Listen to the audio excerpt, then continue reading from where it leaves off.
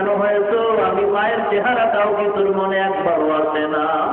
আমি মা যে তোর জন্য কেমন পাগল ছিলাম।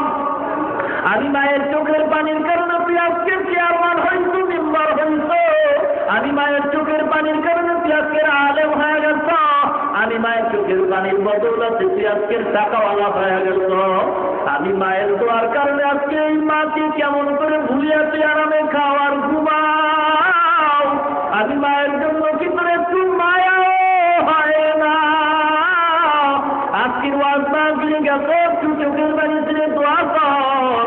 আমি মা কবরে বড় বিপদে পড়ে আছি। আয় আল্লাহ, যার মা বাবা কবর জান্নাতের বাগান বানায় দাও।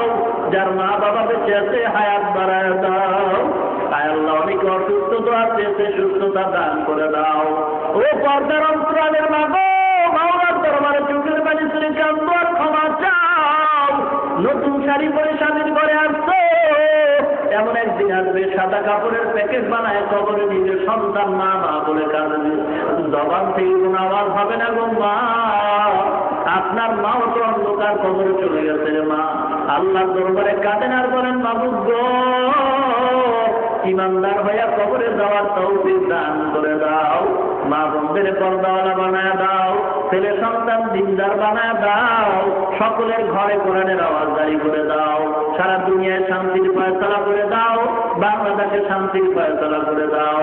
আয় আল্লাহ, সকলের ঘরে কোরআনের আওয়াজ চালু করে দাও। ছেলে সন্তান দিনদার বানায় দাও। হালাল রিজিকের ব্যবস্থা করে দাও। আরাম থেকে বেঁচে থাকার তৌফিক দিয়ে দাও। আল্লাহ, মাহফিলটা যাতে দরিয়া বানায় দাও।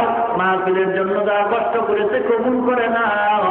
আয় আল্লাহ, সবাইকে দিনের খাঁটি খাদেম বানায়